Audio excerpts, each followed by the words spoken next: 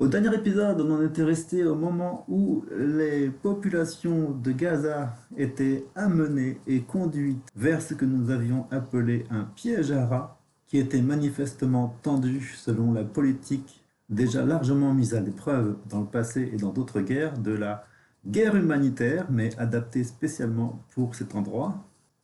Et donc, encore une fois, de la même manière que l'intelligence artificielle avait suggéré durant l'année précédente de déposer des aides humanitaires par avion pour ensuite pouvoir tirer sur la foule, cette fois-ci, il était largement prévisible que l'aide humanitaire apportée à la frontière de Gaza, après avoir détruit et décimé tout le pays, était un piège. D'autant que l'ONG qui se charge de la distribution, qui sont des mercenaires américains formés pour tuer, et qui font respecter l'ordre, on va dire, en n'hésitant pas à tirer dans la foule, qui s'amasse pour récupérer de la farine, dans laquelle parfois il y a des pilules, et même une fois, il y en a un qui a tiré dans la foule avec un canon. En tout cas, toutes les autres velléités d'acheminer de l'aide alimentaire à Gaza par voie maritime, au moyen de flottilles de la liberté, des petits bateaux qui apportent des petits paquets, eux, non, ils n'ont pas le droit. Personne n'a le droit, ni en Égypte, ni de nulle part, de livrer de l'aide humanitaire. Les seuls qui sont autorisés à le faire, ce sont les militaires américains. Car, voyez-vous, et c'est là que va venir le sujet du jour, c'est important de briller aux yeux du monde. Israël ne voudrait pas qu'on leur vole la vedette, qu'il les fait passer pour des bonnes personnes. Ils sont fous alliés. Et la question principale qui nous occupe est d'aller bien plus loin que le simple comptage des morts et les simples preuves factuelles qui, déjà à elles seules, sont parfaitement suffisantes pour définir avec précision la situation actuelle, qui est une violation phénoménale, historique, jamais vue, de toutes les normes humaines possibles, de toutes les lois internationales, de toute forme de morale. À la base, c'est mal de tuer, mais là, on n'en est plus là du tout. La question qui reste, c'est est-ce que c'est mal de tuer plus que 100 000 ou moins que 100 000 ou 1 million ou moins qu'1 million? Est-ce qu'on a le droit? Est-ce qu'on peut se défendre? Est-ce qu'on a le droit d'exister? Nanana. En faisant l'impasse absolument, totalement, sur la myriade de petits détails, dans la mesure où on s'amuse à reporter à l'échelle sociale des caractères qui relèvent de la simple psychologie, en l'occurrence de celle d'une personne qui est fortement perturbée. Et ce sont les mêmes caractères qu'on retrouve. Et c'est là que c'est très intéressant d'aller plus loin que les simples chiffres et de décrire fondamentalement ce que fait la haine. Il y a donc 4 grands axes qu'on va visiter assez rapidement. Premièrement, la haine du bien. Deuxièmement, l'amour du mal. Troisièmement, le rejet du mal à l'intérieur même d'Israël. Et quatrièmement, l'appel au bien, qui ne fait que germer lentement dans une population mondiale endormie, ou alors, en tout cas, impuissante, et qui se rend compte, par ailleurs, en même temps, qu'elle n'a jamais été écoutée pour rien du tout, et que leurs gouvernements ne sont absolument pas du tout des démocraties, mais qu'ils jouent tous un jeu qui est totalement au service de cette folie totale. Et c'est pourquoi il est extrêmement important d'analyser les phénomènes actuels avec les outils de la psychopathologie et d'aller plus profondément que les simples apparences qui sont renvoyées par les nombres. Les nombres sont suffisants pour la loi. Ok, la loi n'est pas respectée. Pourquoi? La question reste, on va creuser la question et comprendre la psychopathologie. Et pour ça, on va visiter nos 4 schémas, 4 points que nous avons désignés. En premier lieu, avec la photo que nous avons ici présente, ceci est un journaliste assassiné. Pourquoi assassinent-ils les journalistes? Pas seulement parce qu'ils ne veulent pas qu'ils parlent, parce que au fond, ce sont des journalistes qui sont dans des structures qui sont entièrement maîtrisées et que l'information a énormément de mal à passer. Ils n'ont pas tant de crainte que ça de l'information, parce qu'ils la dominent, ils possèdent Google, Facebook, et tout ce que les gens voient tous les jours, c'est purement dans la poche déjà. Ils possèdent tous les films, ils possèdent toutes les séries, toutes les télévisions, tous les journaux. Donc franchement, ils n'ont pas grand-chose à craindre des petits journalistes. À ceci près que eux, ils représentent le bien. Et ça les terrifie. C'est la même chose qu'on retrouve avec les médecins. Ici, on a un nouveau directeur d'hôpital qui a été enlevé lors de la visite d'un hôpital affilié à la Croix-Rouge et qui vient s'ajouter à de nombreux autres. C'est-à-dire qu'il s'attaque On l'a vu déjà, ils ont détruit les hôpitaux méthodiquement et ils se sont attaqués spécifiquement aux médecins et en particulier aux meilleurs médecins et en particulier aux directeurs d'hôpitaux. On a vu qu'ils ont détruit les routes pour empêcher les ambulances de passer, ils ont détruit les ambulances et ils ont même confisqué les ânes qui servaient en dernier recours à transporter les malades. Ça, c'est du sadisme. Est-ce que ça peut être qualifié de crime de guerre, de confisquer des ânes? La question, c'est de remettre ça dans le contexte et de capturer, kidnapper et torturer des médecins. La question n'est pas celle de capturer et torturer. Ça, encore, ça se fait tous les jours. Mais c'est de savoir qui ils capturent et ils torturent. Ce sont des personnes qui sont ciblées, de la même manière qu'il y a des assassinats ciblés et des kidnappings ciblés. Encore une fois, c'est l'intelligence artificielle qui est à l'œuvre. Abu Safias, on est un autre. Ça fait un moment qu'il a été enlevé. On n'a pas beaucoup de nouvelles. On sait qu'il a subi de graves abus dans une prison israélienne. Et si on veut remonter, emprisonné depuis 190 jours, au 15 juillet, a perdu 40 kilos. Et évidemment, toutes ces demandes de soins médicaux pour lui sont rejetées. Il s'agit véritablement d'infliger une souffrance psychologique. Et la torture, elle se situe là. De dire à un médecin qui est brillant, qui a fait des études, qui a dévoué sa vie à soigner les gens et à rendre la vie des gens meilleure, lui en particulier, le faire souffrir et surtout lui interdire les soins médicaux et surtout rendre obligatoires ces soins médicaux en lui faisant mal pour qu'il se pose 1000 questions et qu'il subisse 1000 tourments. C'est ça le sadisme. Et donc la haine du bien nous amène à la question de le terme du sadisme est exactement ce qu'il nous faut pour notre recherche. C'est un mot qui est cité naturellement dans les articles sans même qu'on ait besoin de le rajouter en tant que note éditoriale, et qui permet de citer à la fois des choses qui sont de l'ordre de la haine du bien et de l'amour du mal. On avait déjà abordé cette question dans cet article du 21 mai où Israël est inondé par le mal et le manque d'empathie. Un article majeur qui est ce qu'ils appellent un témoignage de l'intérieur au sujet de la dégradation morale de la majorité de la société israélienne. Ça, c'était avant la guerre des 12 jours, qui est un sujet à part entière qu'on se garde pour plus tard. On avait déjà vu cet article, je n'ai jamais vu autant de mal, autant de gens désireux d'exprimer la méchanceté, en compétition les uns avec les autres pour démontrer leur manque d'empathie, etc., etc. C'est vraiment incroyable.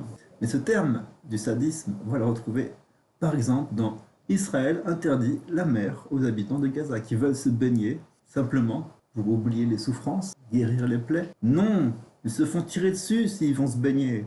Ils n'ont pas à jouir de la vie. Ils n'ont pas à avoir la moindre occasion d'oublier leurs souffrances. J'y allais tous les jours, je me baignais, je me détendais, j'oubliais les horreurs de la guerre. Ben non, la mer était mon seul exutoire. Ben non, ça n'a rien à voir avec notre sécurité. C'est une guerre économique, sociale et psychologique. Une arme d'asphyxie lente et délibérée. Nous avons besoin de la mer pour nous sentir à nouveau humains, pour quelques minutes. Eh ben non, c'est notre dernier espace de liberté. Eh ben non, mais la mer est à nous, cette terre est la nôtre. La seule raison d'empêcher les habitants de Gaza d'accéder à la mer est de céder au sadisme brutal de l'armée israélienne. Et on peut continuer sur le terme du sadisme, on peut continuer très longtemps en fait. C'est tellement bon de détruire. Rituels sexuels impliquant des mineurs. La mort en spectacle, parce qu'il ne faut pas oublier qu'ils se filment pendant qu'ils tuent. Ou encore mieux, ils se filment en train de manger et de faire la fête devant la mort des autres. Bien habillés et bien heureux. Et on publie tout ça sur les réseaux sociaux, histoire de dire « Ah ah ah, comme nous sommes heureux ». C'est ça qui est important. Pourrissement cérébral pour Alexandre Dugin. Les tentacules du sionisme en France. Et je suis sûr que c'est plus grave que ça. Ce n'est pas des tentacules qui viennent en France. C'est carrément de là que ça part. En fait, il est établi que ça vient de Grande-Bretagne. Toutes les routes mènent à Londres. Et nous, on se demande où sont les interviews, les reportages de ces journalistes de l'AFP, parce que jamais de la vie, l'AFP n'a dit quoi que ce soit en faveur de Gaza et en défaveur d'Israël. C'est impossible. Des fois, on a même des petites remarques du type « Tiens, l'AFP se réveille, il était temps. » Ah oui, ils sont en train de mourir. Et en Israël aussi. On dit, les mères commencent à dire arrêtez d'enterrer nos enfants. Ils n'arrêtent pas de revenir morts. Et pour rien, ce qu'il y a, c'est qu'il y a une crise d'effectifs. Tsahal a besoin de 300 officiers. Ça, c'est un exemple parmi d'autres. On a un soldat déserteur qui rend son arme et quitte son bataillon en plein champ de bataille. ces jeunes qui disent non à l'armée, rare voix anti-guerre en Israël, qu'on appelle les Refousniks. Et donc on peut suivre ce tag. Les Refousniks israéliens brûlent leur ordre de conscription. Bon là, ils étaient peut-être que 12. Ceux qui ne veulent pas aller à la guerre, 130 soldats menacent de mettre fin à leur service. Surtout, on a une vague de suicides parmi les Israéliens militaires qui ne veulent plus retourner sur le champ de guerre. 6000 demandes d'aide en un mois. Crise invisible. Ça s'appelle le syndrome de stress post-traumatique. La violence se retourne contre soi. C'était pas du tout prévisible.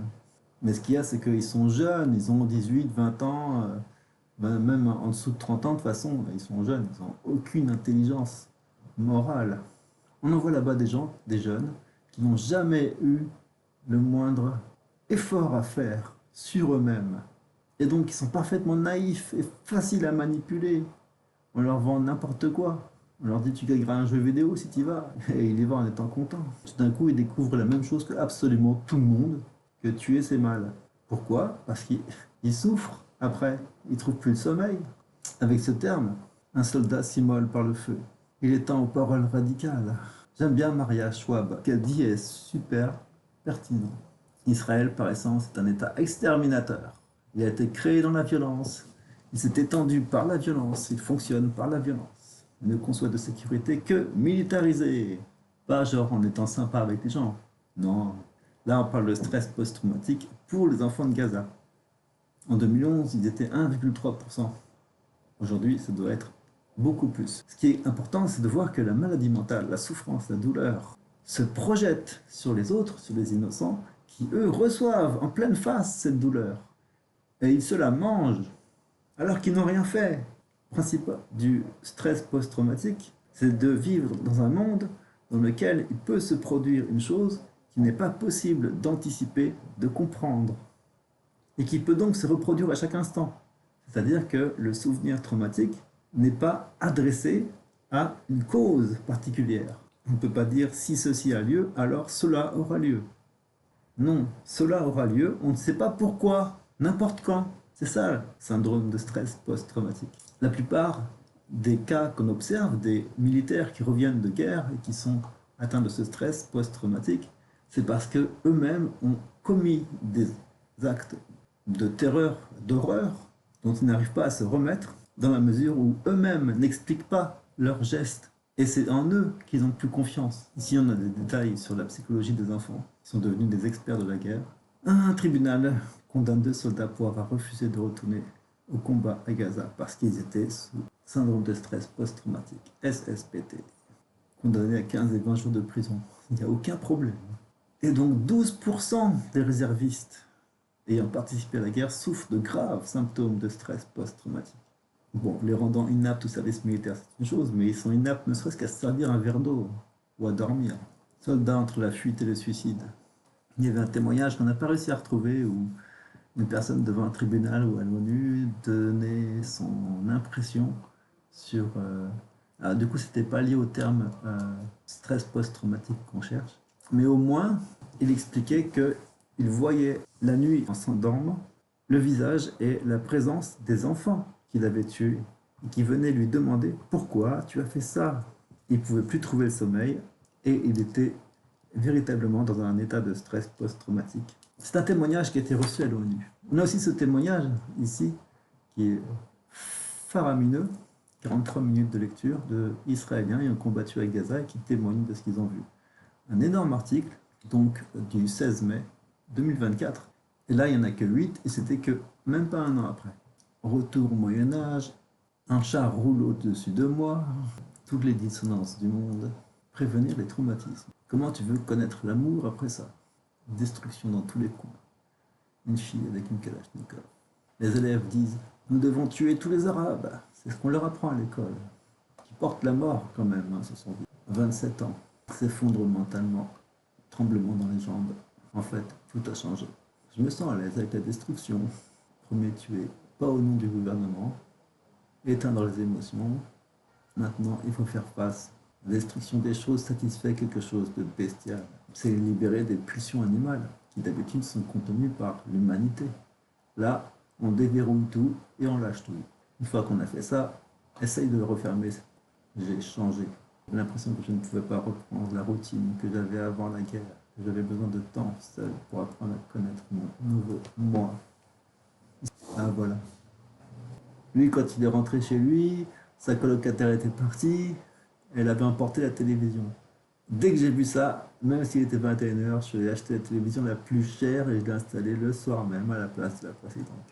Et je ne regarde même pas la télévision. C'était une action fantastiquement stupide qui n'était due qu'à mon désir que les choses redeviennent exactement comme elles étaient. La rencontre avec ma mère a été difficile. J'avais l'impression d'être une version dure de moi-même. Je ne voulais pas que la famille me voie ainsi. Mais il est important pour moi d'aimer. Ben, il y en a quand même qui arrivent à s'en sortir, c'est bien. Hein. Et ce qui nous intéresse, 2 soldats de l'armée génocidaire arrêtés en Belgique. C'est-à-dire que ça commence gentiment. On peut enfin... c'est ceux qui ont tué cette fille? Non, ce serait vraiment super. La pauvre, elle était toute mignonne. Et surtout, un article lié, voilà, quelques temps avant, le 17 décembre, longtemps avant, un soldat visé par une plainte. Et c'est les seules fois où quelqu'un à l'étranger a pu se faire prendre par un autre pays pour crime de guerre. Et c'est vraiment rare. Mais ça commence à venir. Et ça, c'est très intéressant. Et pour finir ce tour de piste, on a donc ceux qui veulent appeler de leurs vœux, incanter le bien. Le groupe de la Haye mobilise le droit international en défense de la Palestine. L'Espagne, l'Irlande et plus de 20 pays, en fait 36 pays, se réunissent pour des mesures concrètes contre Israël. Et il en est sorti une déclaration officielle. Et donc tout d'un coup, ils ont remplacé à eux seuls le travail de l'ONU parce qu'ils ont la légitimité morale devant l'histoire et devant la loi de déclarer conforme toutes les sanctions qui peuvent être prises contre l'État criminel, sanctions économiques ciblées, rupture diplomatique supplémentaire, voire obligatoire, mobilisation mondiale de l'opinion publique, modèle de gouvernance mondiale, une coalition réussie pour inspirer d'autres initiatives similaires, renforçant le rôle des pays du Sud dans la lutte contre l'impunité à l'échelle mondiale. Vraiment énorme. Lors du changement révolutionnaire a sonné par Francesca Albanese, c'est notre idole. La Palestine figurera en bonne place dans le dernier acte d'une saga millénaire des peuples opprimés qui luttent contre l'injustice, le colonialisme. Et aujourd'hui, plus que jamais, la tyrannie néolibérale. Voilà, à lire à la maison tranquillement. Déclaration commune sur la conclusion de la conférence sur la Palestine. Groupe de la Haye. Pleurant chaque vie perdue, déplorant l'obstruction de l'aide alimentaire, déplorant les déplacements forcés, reconnaissant les risques que les actions d'Israël font peser sur les perspectives de paix, refusant de rester des observateurs passifs, réaffirmant l'avis consultatif de la Cour internationale de justice, rappelant toutes les résolutions pertinentes des Nations Unies, y compris l'obligation des États membres de prendre des mesures conformes à l'avis consultatif de la Cour pénale internationale, au droit international en matière de droits de l'homme et de droit humanitaire, soulignant l'importance pour les institutions telles que la Cour internationale de justice et la CPI de remplir des mandats sans crainte ni faveur, ce qui est essentiel à la préservation de l'état de droit, condamnant les attaques unilatérales, s'appuyant sur l'héritage des mouvements de solidarité mondiaux, reconnaissant la complémentarité du groupe de la Haye avec les autres initiatives, se félicitant de la tenue des conférences internationales, soulignant l'urgence pour tous les États membres de remplir de bonne foi les obligations qu'ils ont contractées, conformément à la charte de l'ONU, unis dans notre conviction qu'une action coordonnée au niveau national et international est un impératif urgent pour protéger la charte des Nations Unies. On en est là quand même. Nous réitérons notre engagement à mettre en œuvre les mesures provisoires et les jugements des avis consultatifs. Nous annonçons par la présente les mesures suivantes. Empêcher la fourniture ou transfert d'armes, de munitions, de carburant, nanana. Empêcher le transit, l'accostage, l'entretien de tout navire, de tout port. Et le cas échéant, relevant de notre juridiction territoriale. Empêcher le transport d'armes et de munitions.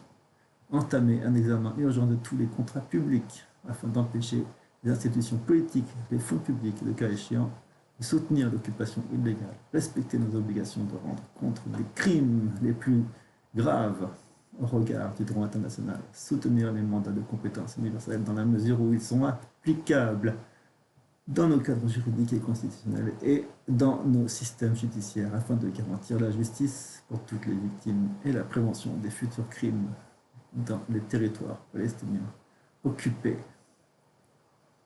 Là, ils ont fait quelque chose qui est écrit dans l'histoire. Le timing n'est peut-être pas celui celui qu'on avait à la Seconde Guerre mondiale, où une fois que c'était fini, on pouvait faire une belle déclaration bien historique. Là, l'histoire, elle n'est pas finie, elle est encore en cours. La haine est encore en train de se déployer, même si, à l'issue de la guerre des 12 jours, Israël a perdu un tiers de sa puissance. Il n'en reste pas moins qu'ils sont belliqueux envers tous les États voisins.